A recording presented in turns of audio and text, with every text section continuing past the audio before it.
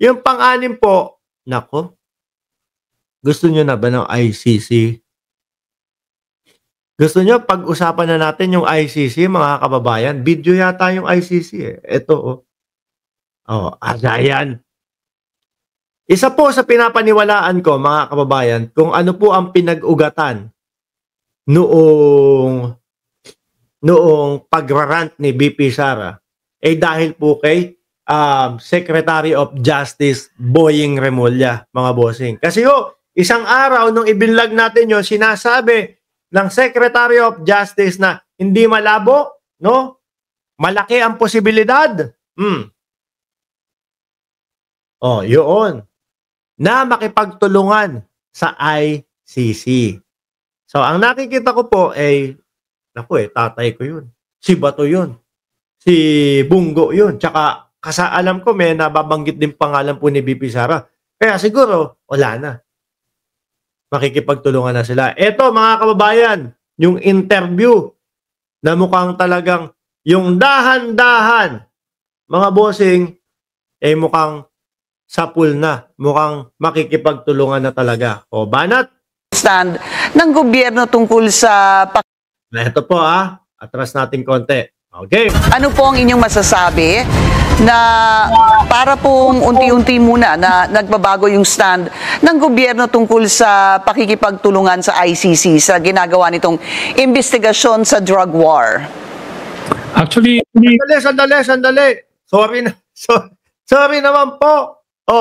Pambansang nanay, Survivor 379. Naku, Mark Ramos, nagpupuyat ako tas di mo ako shoutout. Shoutout po kay pambansang nanay. Pasensya na po doon sa iba, mga kababayan, ha? Kasi naman po, yung comment section natin, mabilis po kasi yan, mga boss. No? Hindi ko kayo iniisda, pero mabilis po. Minsan talagang nadadaan na tayo doon sa pag-uusap natin dito. Ayan, napasubscribe tuloy si It's Me, Mami A. Na Mrs. ni Sir J. Timblique. Salamat po. Game na. Yung ICC. Makikipagtulungan na daw po. Lagot. Lalong mga magwawala itong mga ito. Baka itong papanoorin nating balita, mga bossing. Baka maging mitya po, mga kababayan, ng malawakang protesta laban sa Pangulo. Maganda-handa po tayo niyan. Lalo po, ganito karami ang pupunta. Ayan!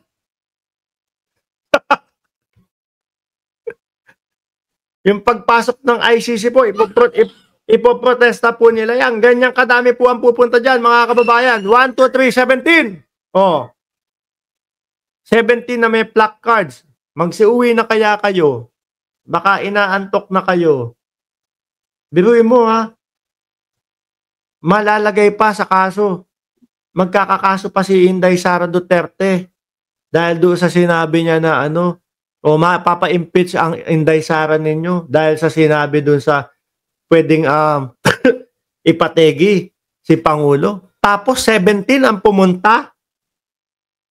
Tuloy na natin tong ICC. Na para pong unti-unti muna na nagbabago yung stand ng gobyerno tungkol sa pakikipagtulungan sa ICC sa ginagawa nitong investigasyon sa drug war. Actually, ito na siguro ang pinaka malinaw na pahayag ng gobyernong Marcos at lalo na kay Secretary Remulla tungkol sa kahandaan nilang makipagtulungan sa ICC sa investigasyon kay dating Pangulong Duterte. At nagagalak talaga kami kasi ito dapat ang ginagawa ng gobyerno noon pa man. Para doon sa hindi makakaintindi, sasabihin, meron naman tayong sariling justice system, ha? Bakit kailangan papasukin ng ICC? Bakit kailangan bumalik sa ICC? Dito po sa ating vlog at live stream, mga kababayan, kompleto rekado po tayo para po doon sa mga hindi nakakaintindi bakit kailangan bumalik, makipagtulungan at sumapi ulit sa ICC. Para pwede nating maging backup, mga boss, no? Meron tayong justice system, umiiral.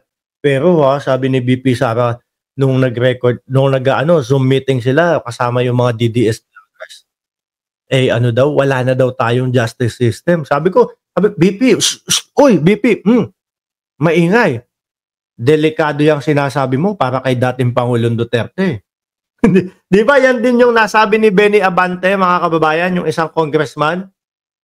Para nyo na pong sinabi, Pangulong Duterte, wala tayong justice system. Parang sinabi nyo na po, papasukin po ang ICC. Pwede po nating maging backup ang ICC. At hindi po ito mismo galing sa utak ko. Mismong galing po, sabi ni Senator Coco Pimentel, mga kababayan, na kung sakali, na kapag kayong may mga ganitong mga tao na hindi natin makontrol, di ba? Sabi ni Bunny 28 Angguling, mga bayaran. Uy, bayaran daw kayo, sabi nito. Sabi nito, sabi ni Mr. CPA, yung mga DDS vlogger na kasama ni BP Sara, parang lahat joke, walang credible. Asa na ba yun? Ito, ICC. Nag-agree kami doon sa assessment ni Secretary Remulla na kailangan talagang mag-imbestiga ang tribunal ng ICC kasi nga yung system of justice natin dito sa Pilipinas ay may kakulangan at hindi natin may expect na makakamit ang hustisya dito sa Pilipinas. So, ito, sabi ni Ultra Tito, para sa akin, I stand with the President's decision. Bigyan ng pagkakataon ang DOJ kapag mukhang tanga ang DOJ, andyan ang ICC. Hindi naman daw po. Kasi ang sagot dyan, sir, sabi ng DOJ, no, Secretary Boying Remulla, magiging bago sa atin to. Gusto nating mabigyan agad-agad ng ano tawag doon? I-comment nyo dyan. Ng hustisya. Gusto natin agad mabigyan ng hustisya yung mga tao. No? Kapag ka DOJ, mag-uumpisa pa lang tayo dyan. Uumpisahan pa lang natin dyan. Kaya ang gagawin natin, makikipagtulungan na kami sa ICC na sila dati pa lang nag-iimbestiga na. Di ba? Mas mabilis makukuha yung hustisya ng mga yung mga taong naargabyado yung kanilang karapatan. Yun. Nagagalak, natutuwa kami. Hindi ho ba yun ay pag-aamin na ng weakness ng ating justice system at won't that possibly affect even other cases? Well, in a way, it is an admission which is refreshing kasi before this, ang lagi nila sinasabi, okay naman daw ang justice system natin sa Pilipinas. Pag kay Kibuloy, mga kababayan, sira ang justice system. No? Pag kay Kibuloy, ang sinasabi ng mga DDS, sira na, wala nang justice system sa Pilipinas kasi kinukulong yung pastor na wala namang kasalanan, etc. Pero kapag kay Duterte, bakit papapasukin ng ICC? Buong-buo naman, maayos naman ang justice system ng Pilipinas. Yan. Buhol-buhol na po yung mga pinagsasasabi ng mga DDS, mga kababayan. Kaya ako, no?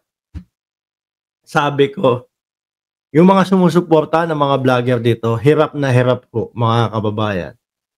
Hindi mo alam kung ano na paniniwalaan No? Hindi mo alam kung ano paniniwalaan na. Paniniwala ako ba yung sinasabi nila si Pastor Kibuloy? Kapag kay Pastor, walang justice system kasi kinulong. Kapag kay Duterte naman, meron naman daw pong justice system na gumagana, na maayos naman. Nakakahilo ho, mga kababayan, Just sabi ko, buti na lang. Maayos yung decision ko na talagang nakasuporta ako sa Pangulong Bongbong Marcos at sa gobyerno ng Pilipinas. Kaya ho, mga bossing, bago ko ho tapusin itong vlog na ito, itong live stream na ito, 1,030 viewers. Mag-like naman kayo dyan. Pakipindot yung like, share, and subscribe. Bago ko po tapusin itong vlog na ito, mga kababayan, gusto ko sabihin po sa inyong lahat, saludo po ako sa inyong lahat na sumusuporta po sa gobyerno ng Pilipinas at kay Pangulong Bongbong Marcos. Maraming salamat po and God bless po sa ating